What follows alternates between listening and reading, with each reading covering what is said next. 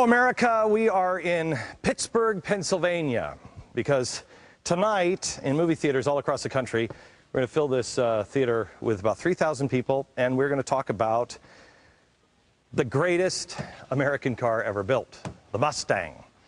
This is what it is. It's a Mustang. Unfortunately, we have taken this Mustang, we put bus parts on it, and now it's not running right, and people are saying, gee, I don't know, I hate this Mustang, maybe we should just throw the whole thing out. No, before we throw out our system, capitalism, maybe we should look at what it really is, and maybe we should decide. We should decide. I personally like the classic, the American classic, capitalism. I don't know about you. Why don't we look at the engine of America and look what capitalism and freedom and our Constitution really looks like when it's running right and has been fully restored. Now, in just a few minutes, I'm going to go over, we have an audience with us here from Pittsburgh. I kind of have a little round table here prior to our stage show tonight. We're just going to talk about what's happened latest in Europe and people that say it can't happen here. Come on, we have a lot to do in the next hour. Roll up your sleeves, let's go.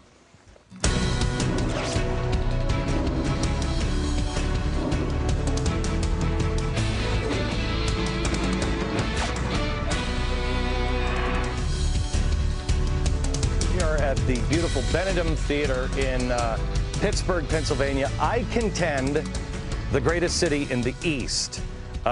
This is the one city that I think everybody on my staff says, yeah, I could live there. This is a great, great city. And that's why we have picked Pittsburgh, because it is a city that has renewed itself. It was a city in deep, deep trouble.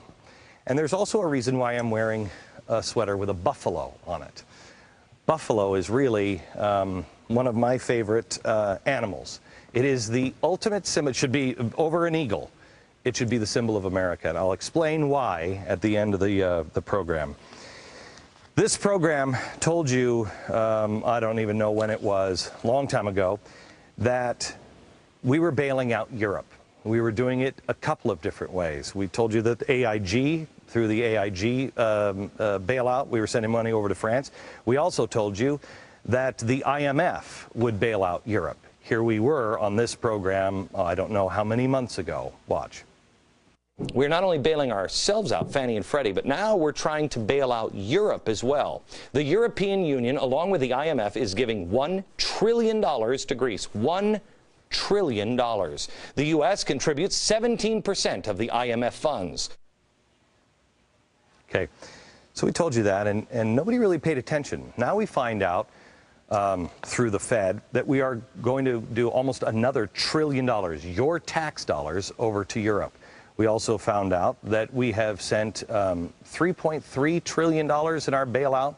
A lot of it went over to Europe, went over to France, went over to Germany, Spain, et cetera, and we're sending more.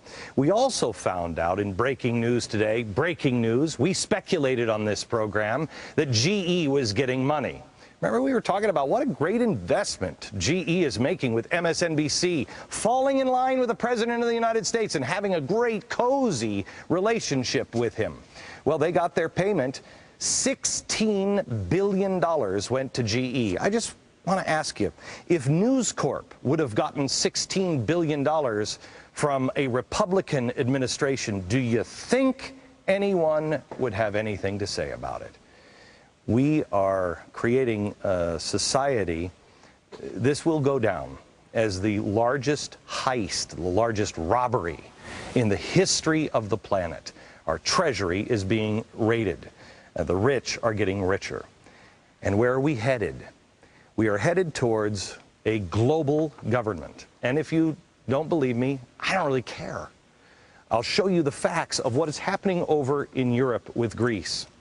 I want to talk to Kathy because we were having a conversation before we went on air, and you said, I asked everybody, what are the things that you hear from your friends and neighbors that they just don't buy into, they don't understand? Glenn, I'm continually astounded that people do not seem to understand that a catastrophic problem can happen here in America, that something really bad can happen to this country in our own nation. And I feel like even after 9/11, we still haven't gotten it. And that was, Scott, you said that. You said even after 9/11 that, Scott's right here in the middle, that you said after 9/11, we still didn't, that really didn't affect us. It affected people in New York. It affected people in Washington, D.C., where the planes went down. I mean, the funny thing is, we had a plane go down about 60 miles away from here, but it didn't really affect anybody here. I remember calling my best friend who was in the U.S. Steel building when that happened. I said, get out of the building. He's like, we don't, what's the big deal? There was no incentive then, and you know, people need to shop. This is weird because this is the opposite of 9/11. You know, the only city that's really thriving right now, the only city that's still really building, and you can go, you can't, there's been no housing collapse in the city. Anybody name it? Washington, D.C. It's the opposite. Now the whole country is being affected, but except for where the elite live, in the decision makers in Washington, D.C. I want to bring in David Buckner. Where is David? David, you're drooling on my car, aren't you? Not like that's my car. I wish it was. Is that beauty? It's gorgeous. How are you, sir? Good to see you. How are you? Good. Here, have a seat. David, I want to talk to you a little bit about the theory that it can't happen here. I want to start with Greece, and because Greece is the one that originally they said, oh, nothing is going to happen. Greece is fine, right? Greece was fine. I was on the air. Did anybody remember a year and a half ago? And I was talking about Europe, and I said, watch Europe. It's going to start to fall apart, and they're going to start rioting in the streets. And I read the book, right? Was I nuts at that time? Your friends all said, crazy, right? And Greece was the one to watch, Greece and France. Now here's Greece. Greece became the leader. Right. And Greece was the one that they said, if it's going to fall, it will pull everybody down. Well, they saw a potential domino. It's the contagion. The economists refer to it as contagion. So you can start with something very small like Greece, and as you'll look at here, Greece is not a huge component of the European community, but it starts a contagion.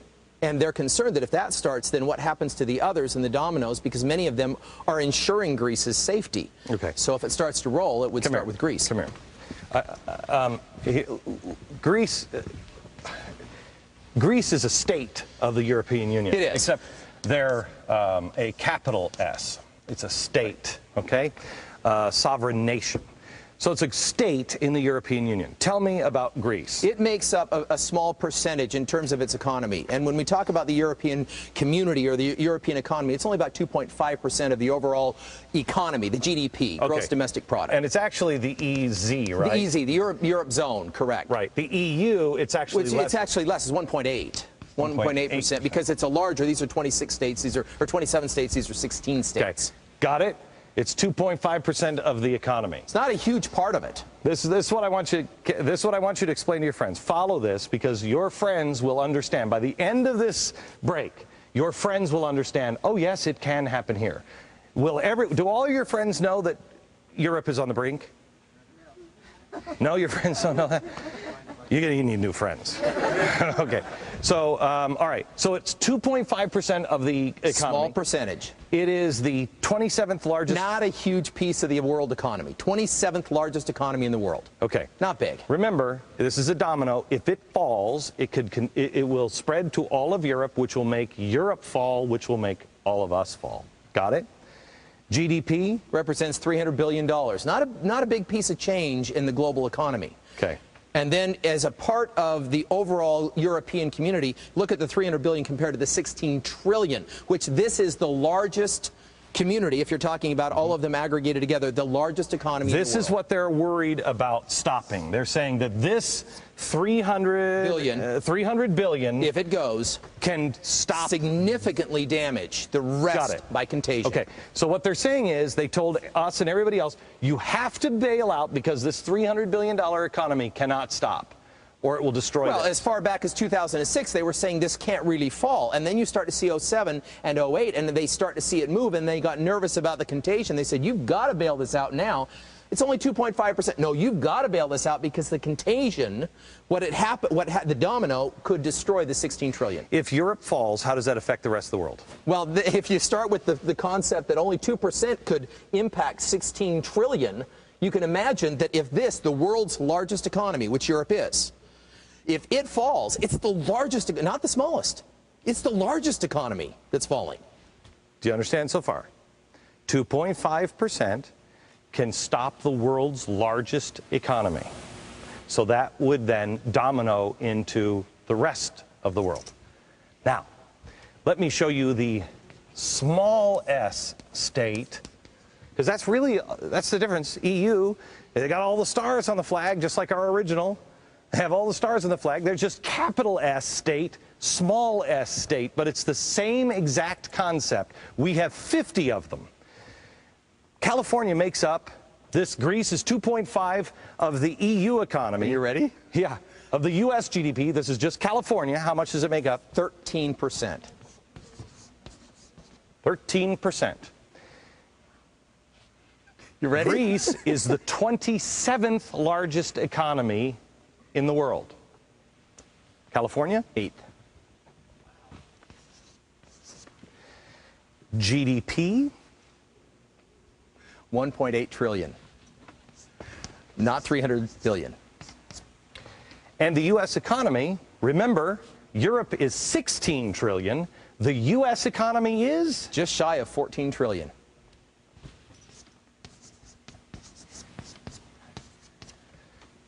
Bigger economy, European 16 trillion, U.S. 13. Greece is 2.5%.